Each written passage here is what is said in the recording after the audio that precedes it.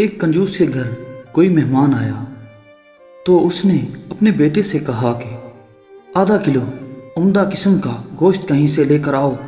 بیٹا بازار گیا اور کافی دیر بعد خالی ہاتھ گھر لوٹ آیا۔ کنجوس باپ نے پوچھا گوشت کہاں ہے؟ بیٹا بولا ابا جان میں کسائی کے پاس گیا اور اسے کہا کہ جو سب سے عمدہ گوشت تمہارے پاس ہے وہ آدھا کلو دے دو۔ کسائی نے کہا بے فکر رہو، میں تمہیں ایسا گوشت دوں گا کہ گویا مکھن ہو۔ میں نے سوچا اگر ایسا ہی ہے تو مکھن ہی لے لیتا ہوں۔ میں نے کسائی سے گوشت دینے کا ارادہ ترک کر دیا اور سیدھا مکھن والے کے پاس گیا اور اس سے کہا کہ تمہارے پاس جو سب سے عمدہ مکھن ہے وہ دے دو۔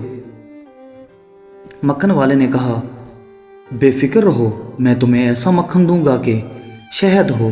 میں نے سوچا کہ اگر ایسا ہی ہے تو پھر شہد ہی خرید لوں۔ چنانچہ میں شہد والے کے پاس گیا اور اس سے کہا کہ تمہارے پاس جو سب سے عمدہ شہد ہے وہ مجھے دے دو۔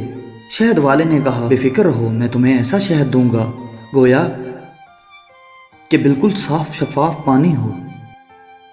میں نے سوچا اگر یہی قصہ ہے تو پانی گھر میں ہی موجود ہے، اس لیے میں خالی ہاتھ واپس آ گیا۔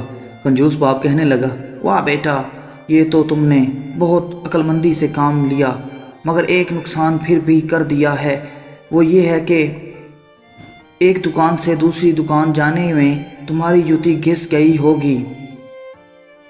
بیٹا بولا نہیں ابا جان، ایسا نہیں ہے، میں تو مہمان کی چپل پہن کر گیا تھا، اس لیے کوئی نقصان نہیں ہوا۔